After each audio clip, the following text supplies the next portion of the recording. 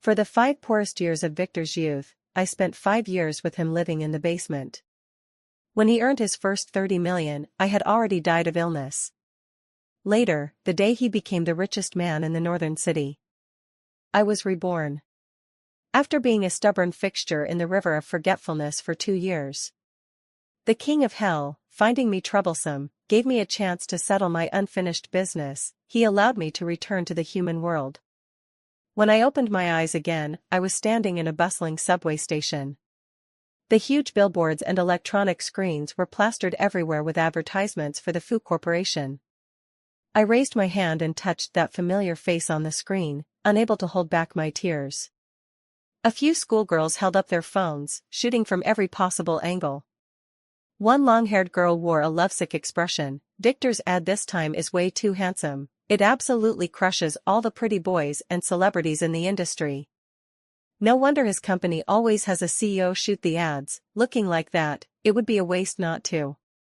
High intelligence, high education, unbelievably handsome, no scandal. He's literally my dream husband material.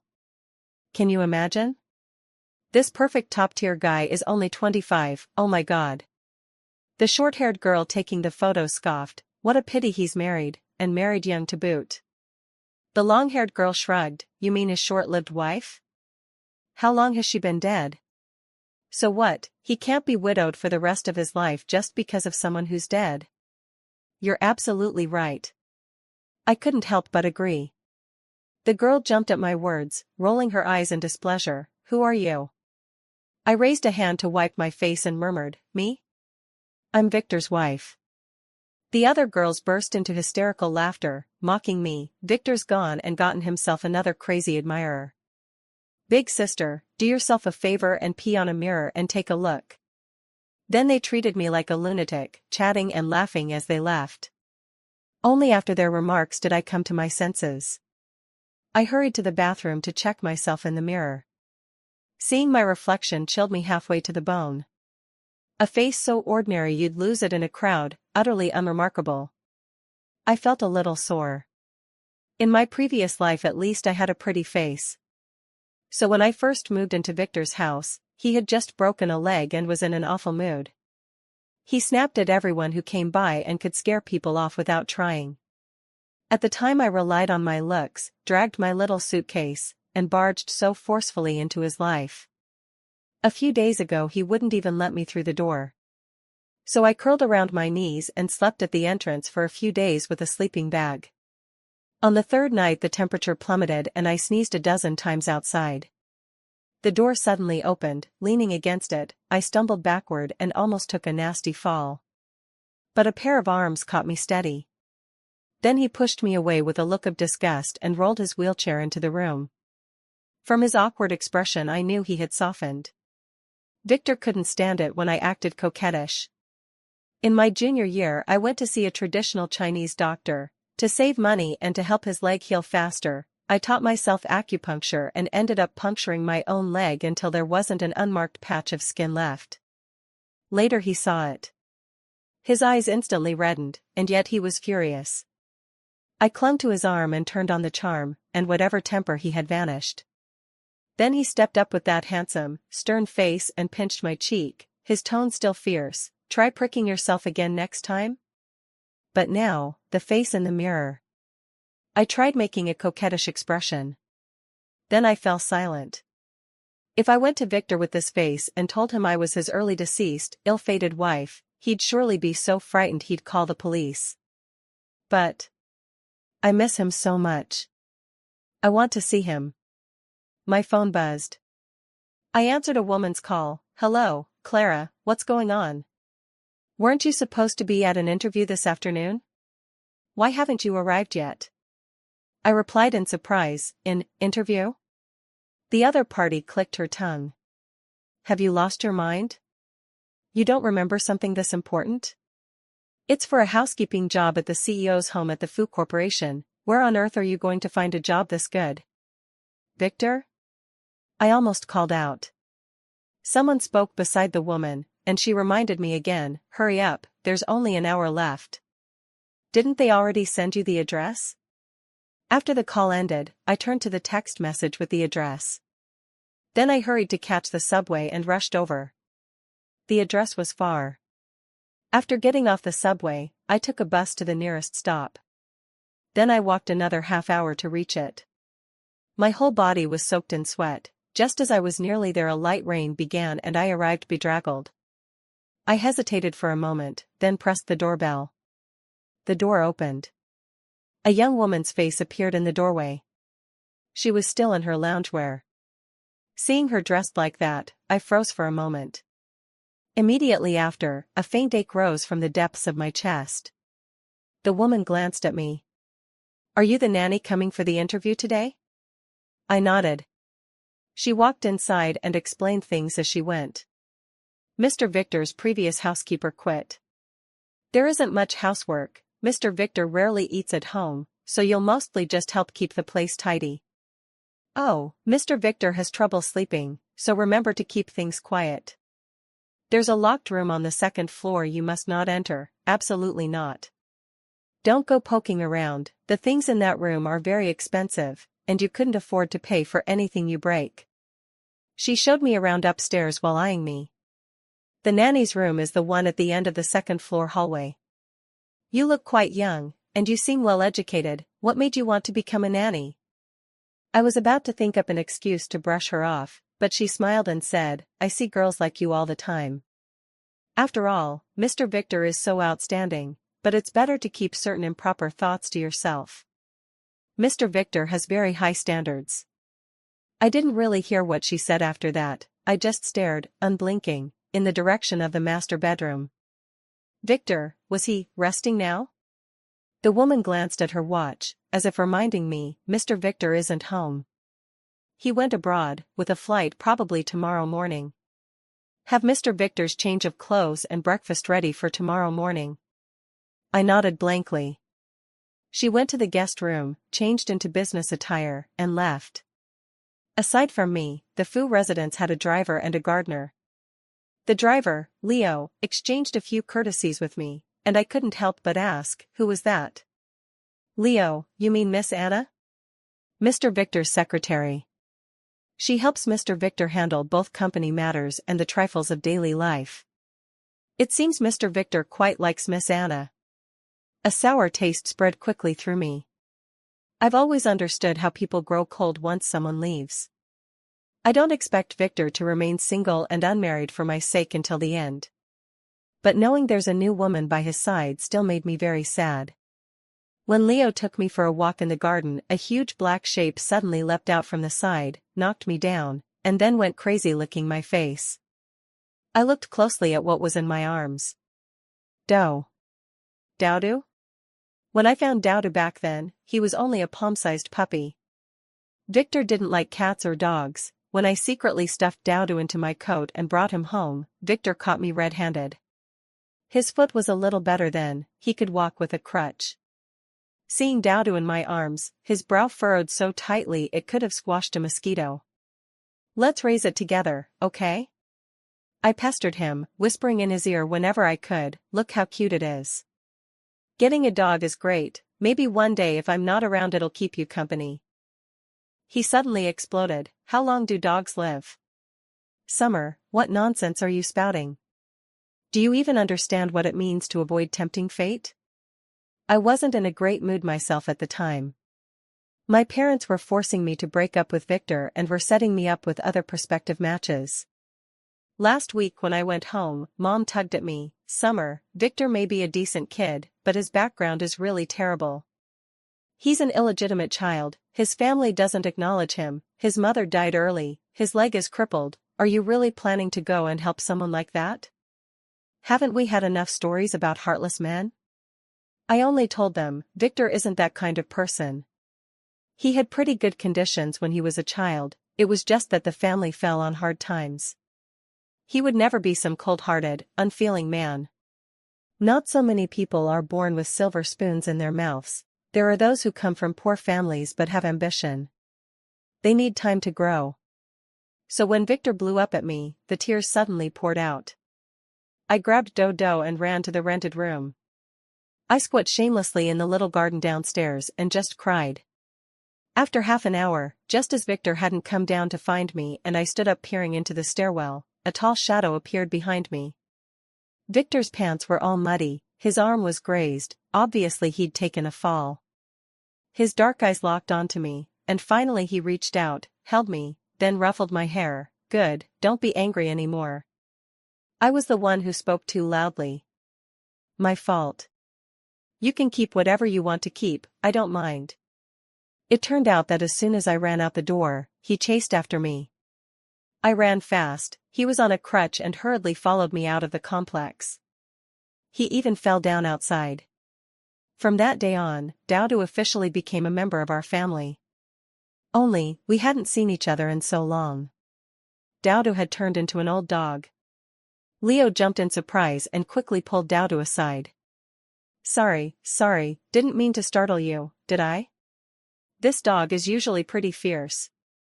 Whenever a stranger comes to the house, he barks at them. Huh, he's acting strange today, don't know what's gotten into him, being so friendly with you. I stood up from the ground and looked down at Dowdo. His wet eyes stared at me without blinking. His mouth panted, wheezing. Every now and then he gave a little tremble. I was about to cry and hurriedly tried not to look upset. Maybe it's because we also have a dog at home, so I smell like pets. Leo nodded, that's actually good. The previous helpers were all afraid to feed him, thought he was fierce.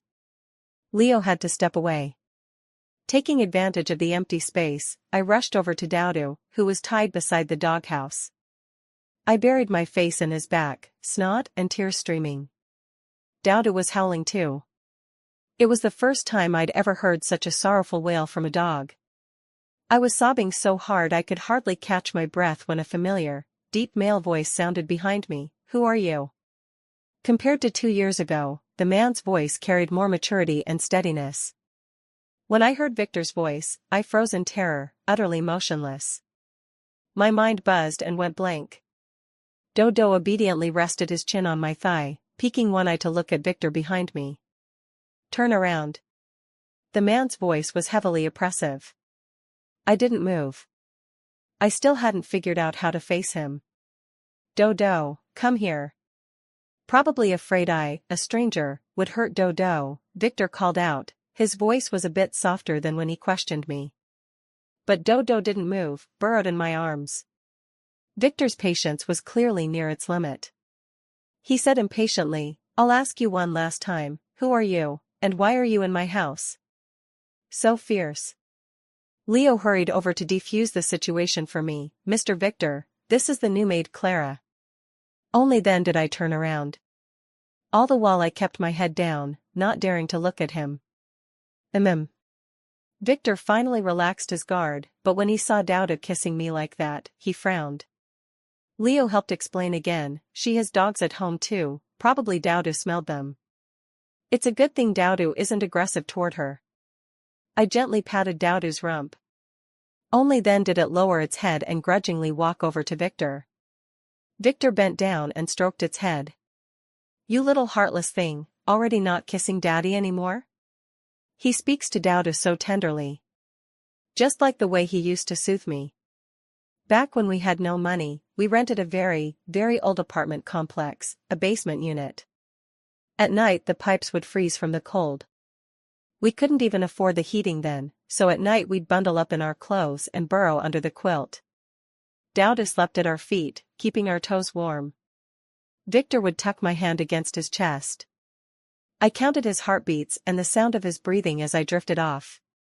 Later in the night, I turned over because I was too hot. He still held me tightly. In a hazy, dreamlike stupor, I felt him place a kiss at the nape of my neck and say, Summer. From now on I'll make sure you have a good life, a big house, and you can dress beautifully every day. I believed him. Always believed. But just when Victor was working himself to the bone, digging up his first pot of gold, he took my hand and led me to a newly finished, lovely residential complex. He put the keys in my hand and opened the door. He lifted me up and spun me around the rooms, holding me close. Then he kissed me solemnly, Summer. We have a home. I buried my head in his chest and sobbed. He didn't know. I had just come from the hospital. I had the diagnosis. I had cancer. After I fell ill, I did my best to cooperate with the treatment and took my medicine on time, but the results were no good at all. Fortunately, it didn't fall on him.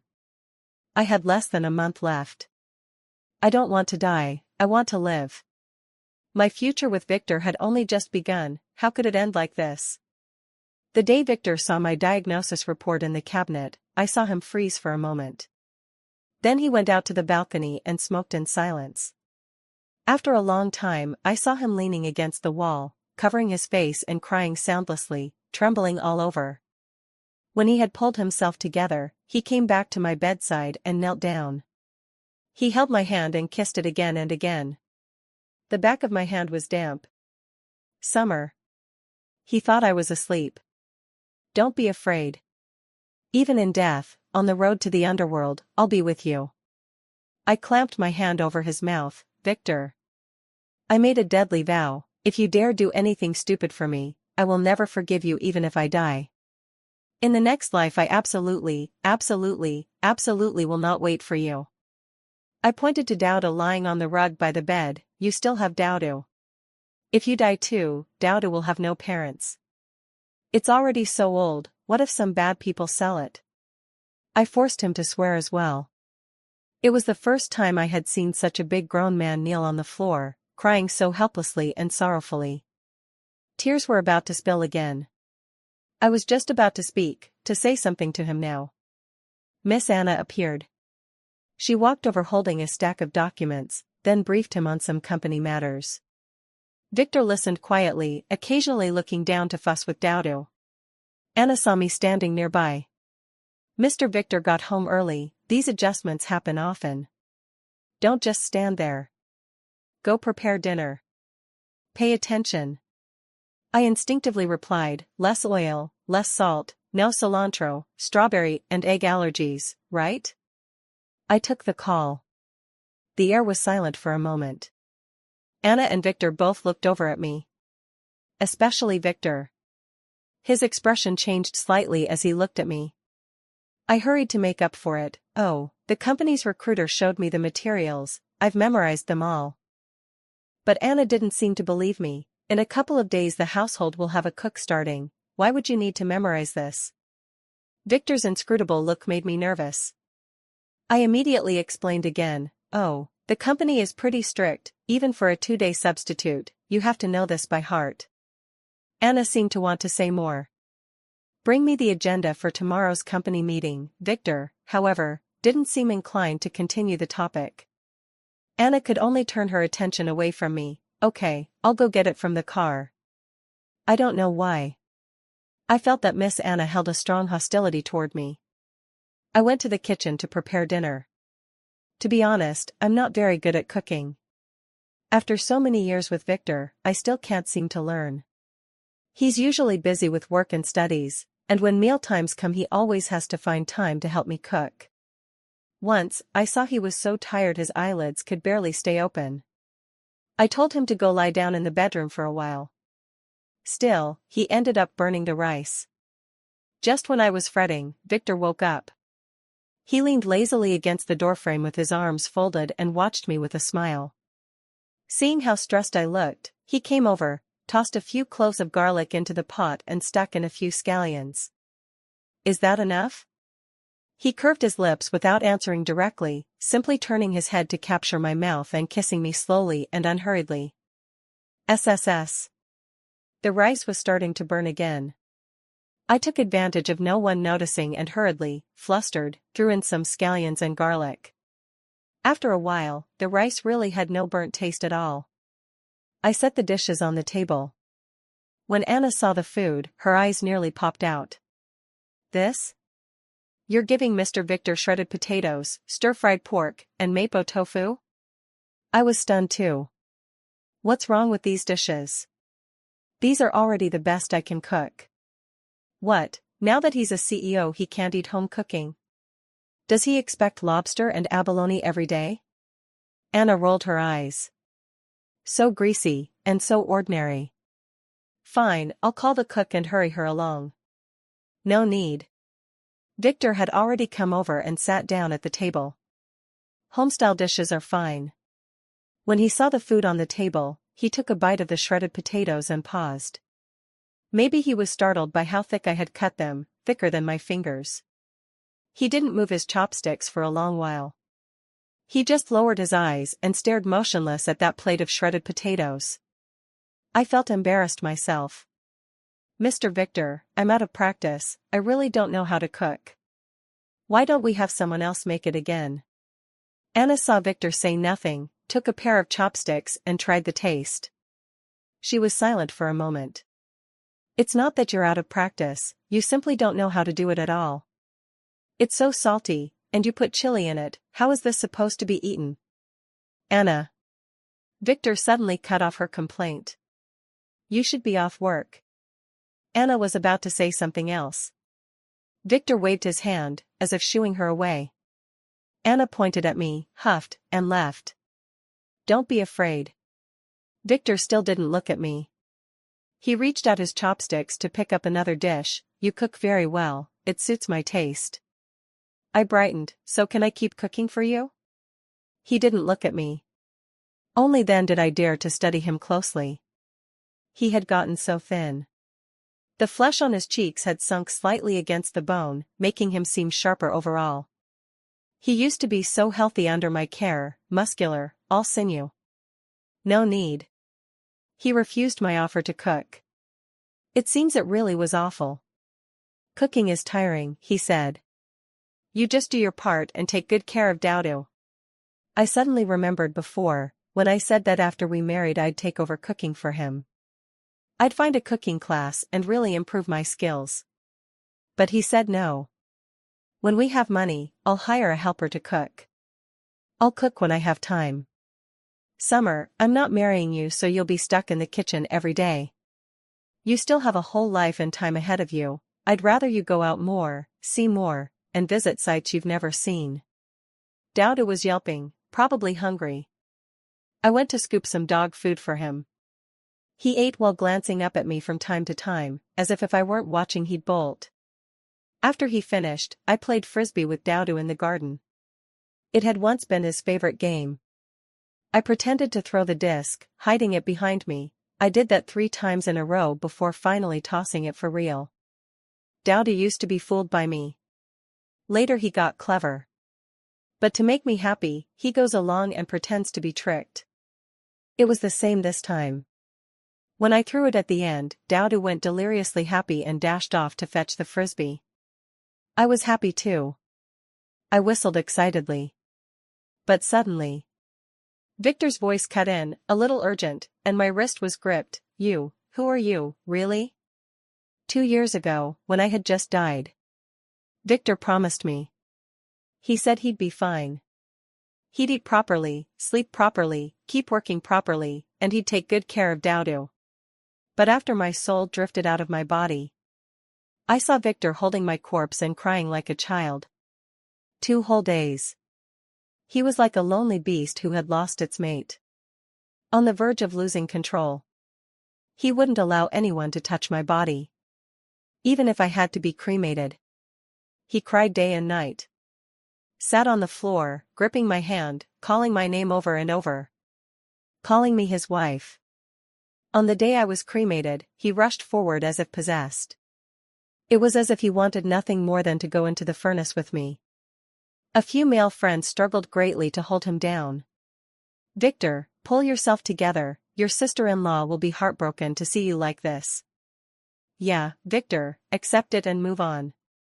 But Victor suddenly went as limp as if all his strength had been drained, as if his body had been hollowed out. He knelt on the ground clutching my portrait. Head bowed, he howled and cried. And I could only hover in the distance, my panic making me spin in circles. I went mad too. Frantically I fought, struggling as if insane to float downward, trying to embrace him one more time. But soon a powerful suction from behind swept me away. When I woke again, I was already in the river of forgetting. But I had spent 2 whole years crossing it and still couldn't get across. I couldn't forget the past. Even the king of hell grew annoyed. Only then was I granted one chance to be resurrected. Although I was borrowing someone else's body, I was already very satisfied. To be able to see him again.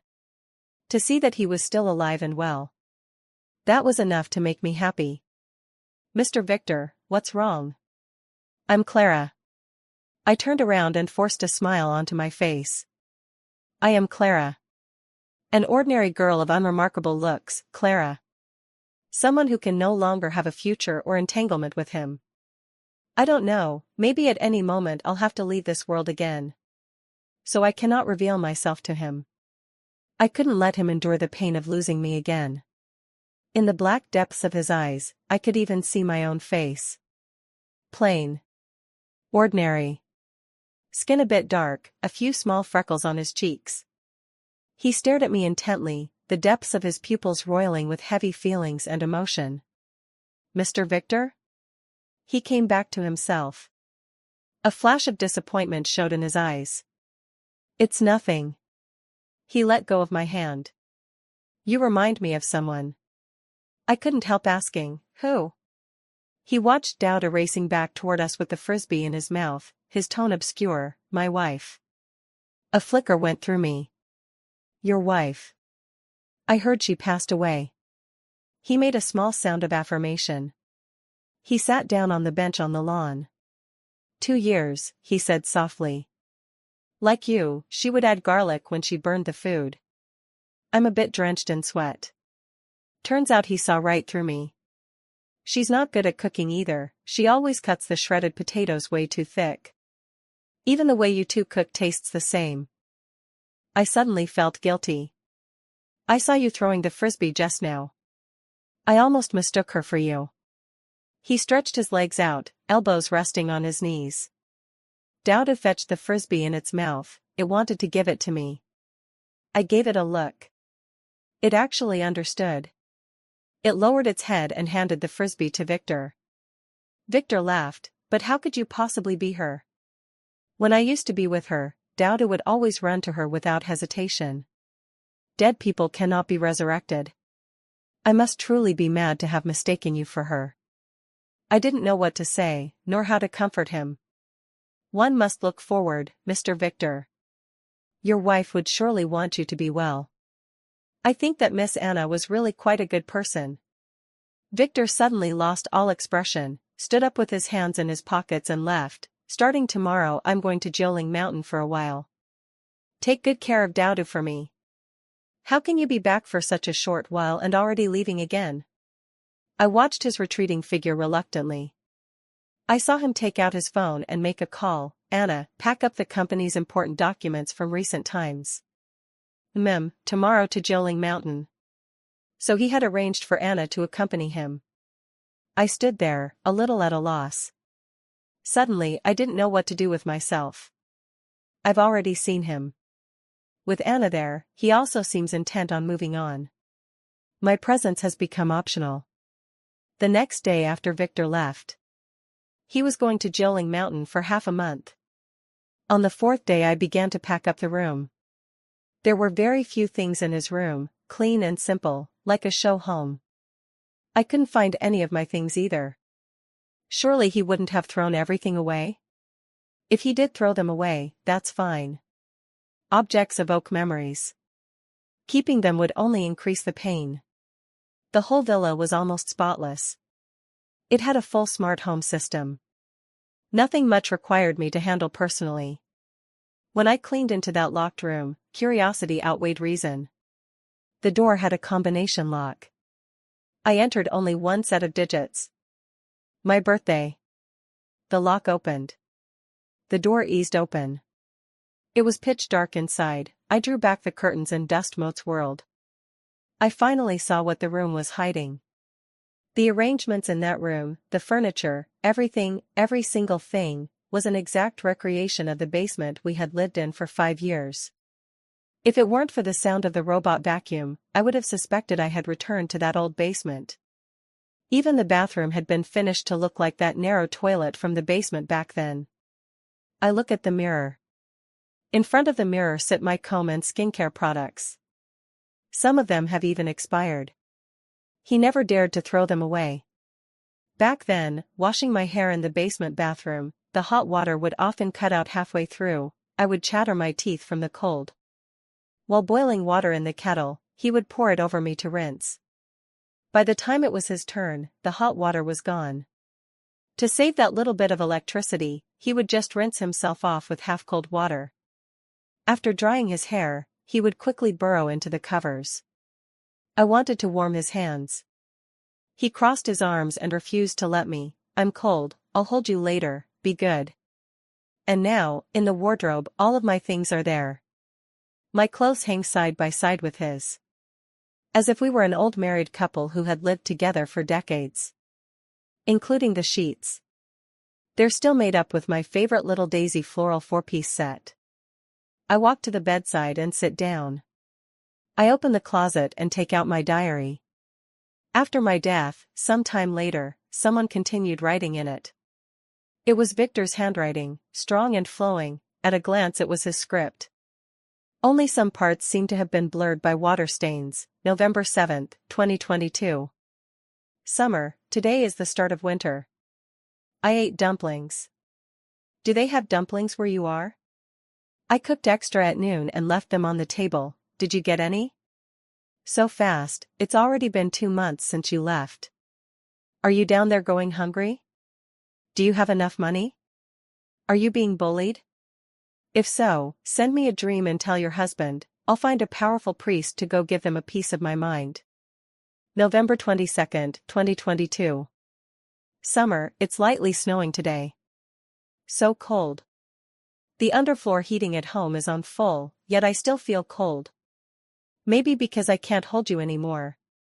In winters past, you were like a little stove. Holding you, I could sleep peacefully. Summer, now I lie awake night after night, unable to sleep. January 21, 2023. Summer, I came to your parents' place to celebrate the new year. They are in good health, no need to worry. Summer, I stole all your childhood photos. There are so many I'd never seen before. Turns out you had ugly stages too. Your parents said the old man next door recently lost his wife. A few days ago he woke up in the middle of the night, saying he'd seen his dead wife, screamed in fright, and was hospitalized. Summer. I'm really angry. Others have their wives come to see them. Why can't you come to my dreams to see me?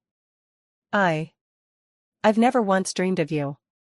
February 7, 2023. Work has been so busy lately, I'm so tired. But it seems that by keeping busy I can numb my mind that keeps missing you. Maybe it won't hurt so much. March 10, 2023. I'm really angry. The kind you can't be coaxed out of. Last night I finally dreamed of you once. I wanted to talk to you, but you ran off at once. Dowda kept barking all night. Could it really have been you coming to see me? Next time tell me earlier. How many days has it been since I shaved? May 12, 2023. Summer. I now have a great deal of money, so much we couldn't spend it all in another lifetime. But you're not by my side, and none of it means anything anymore. June 1, 2023.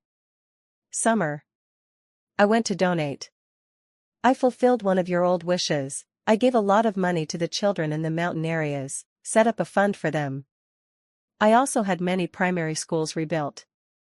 You would be happy for me, right? My tears hadn't stopped from the moment I saw the diary. But when I read the entries for the following days, a chill ran through me. April 28, 2024. The wish list is almost complete. Only one thing left: climb Joling Mountain to watch the sunrise. Summer, forgive me for breaking my promise. I can't get out of this. Please forgive me. Summer, wait for me. I'll come be with you soon. Reading this, my blood ran cold, as if I'd fallen into an ice hole.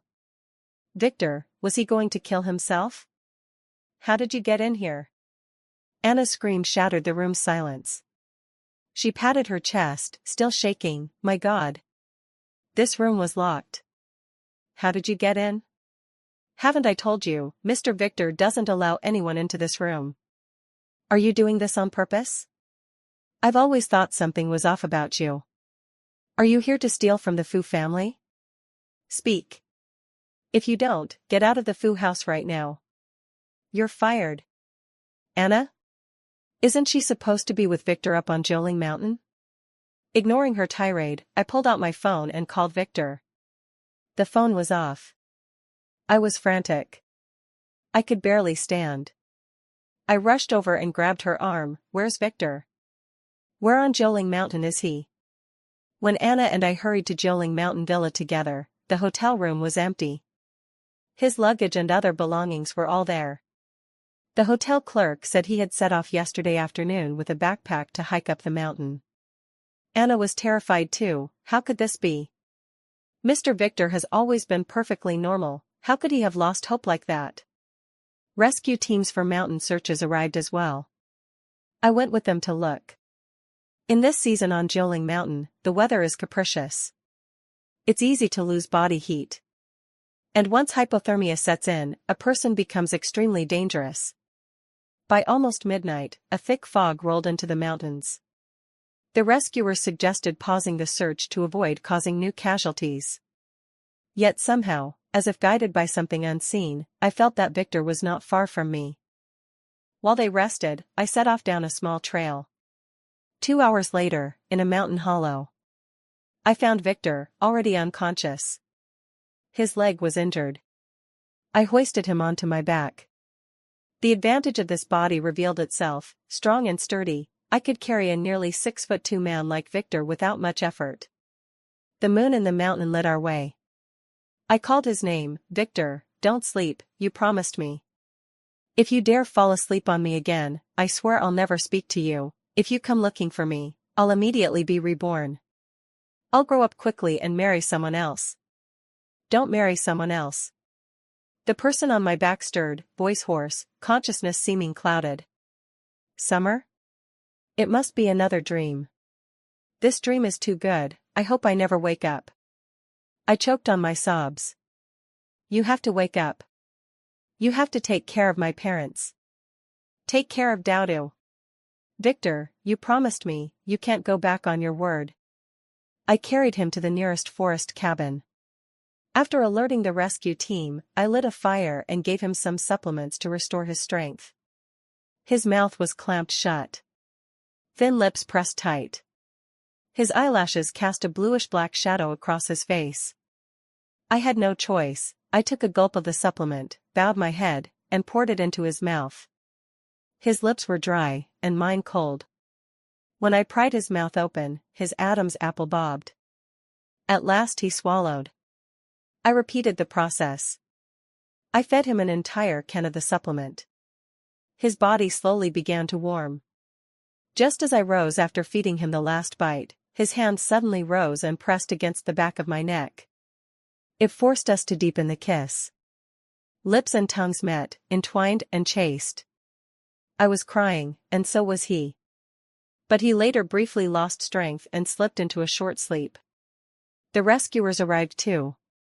Anna, tears streaking her face, rushed over as if she were truly worried about Victor. Victor was hospitalized. He seemed to think what happened in the cabin had only been a dream. I went to see him with the driver. Anna stopped me.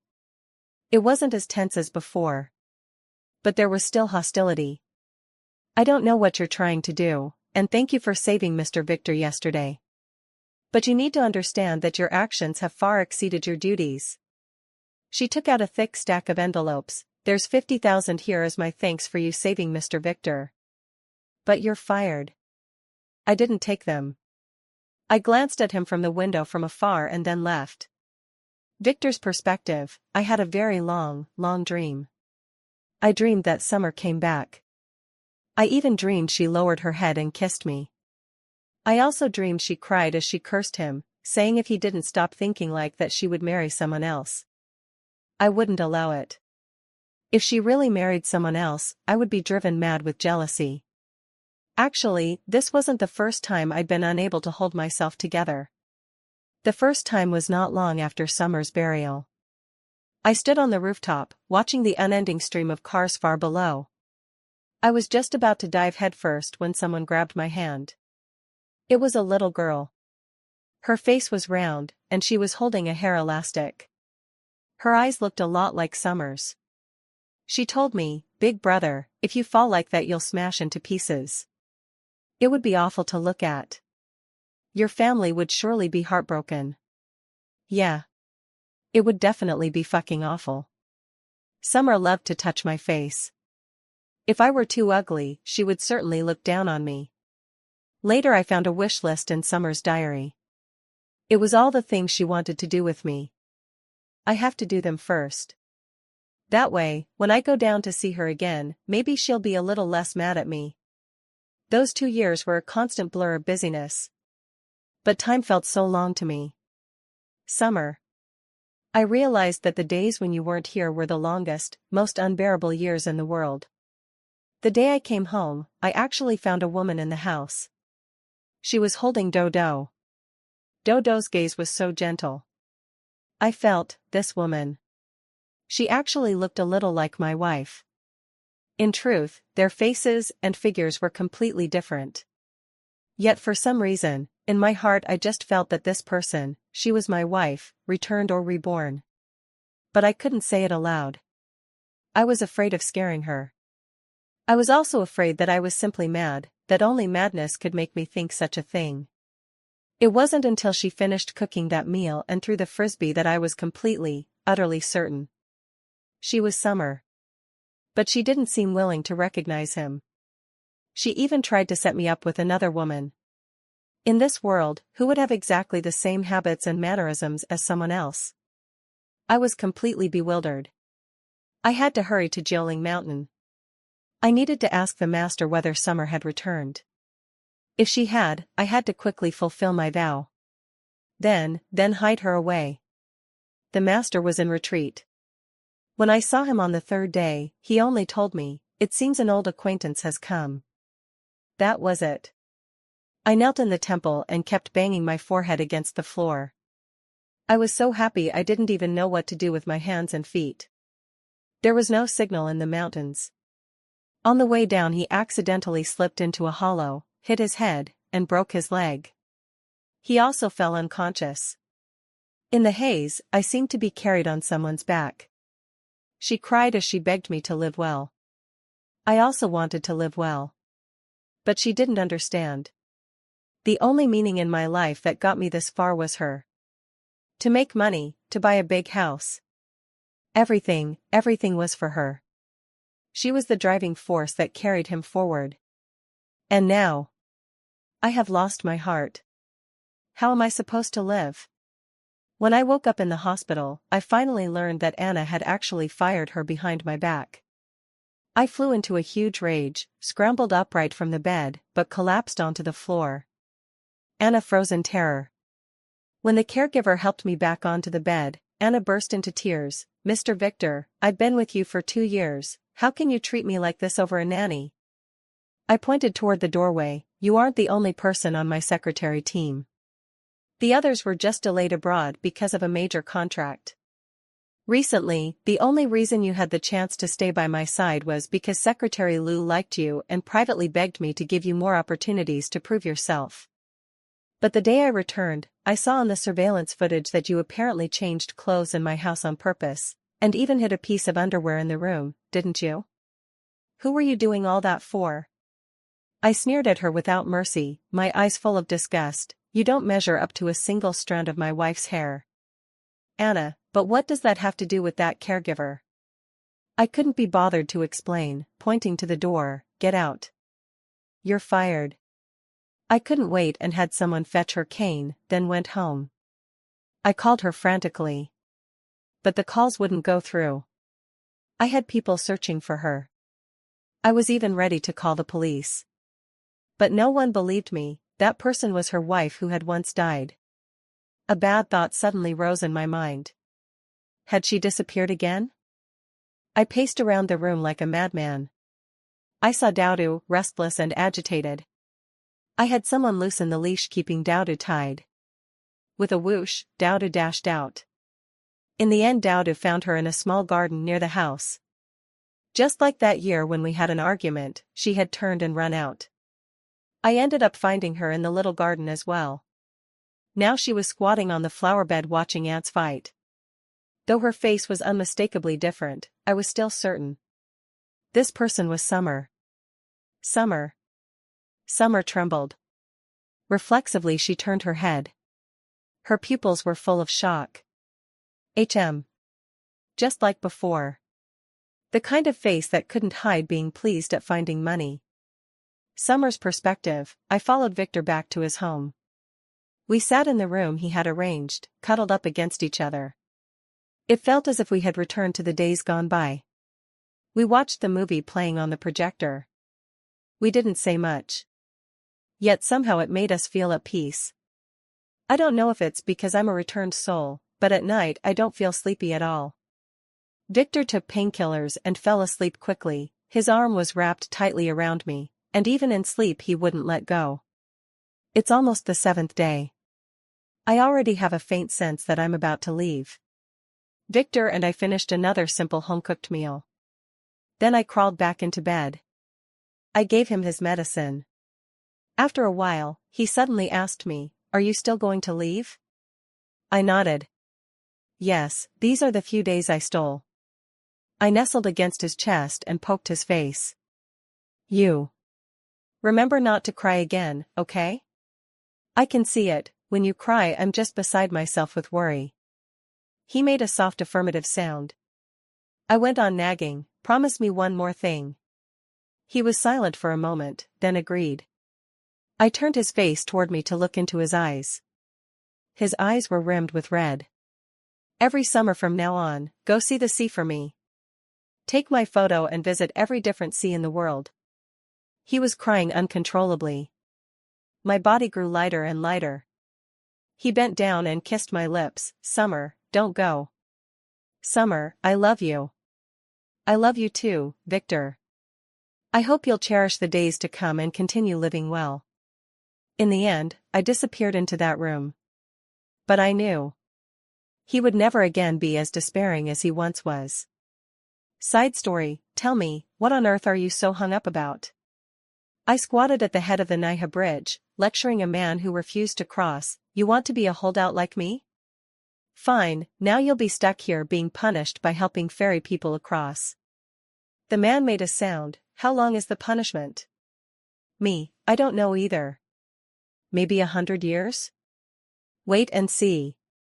Wait until Victor's life ends, wait until he comes down. I'll reincarnate with him. The man gulped down the mangpa soup in one go, then forget it. Mangpa and I watched the man flee and couldn't stop laughing. Summer. Someone on the bridge suddenly called my name. My eyes instantly filled with tears. Only 10 years. Victor, you. Victor smiled crookedly, died peacefully in his sleep. I didn't believe it. Mangpa slipped me a secret, he wasn't lying. Yesterday he saved 3 drowning children, his merits complete, so he passed away peacefully. Only then did my anger fade. I wiped my tears and reached out to him from afar. Then let's go. I've been waiting for you for a long time. He stepped forward, took my hand. He held me close, his eyes both doting and clingy. I've been waiting a long time too. Wife.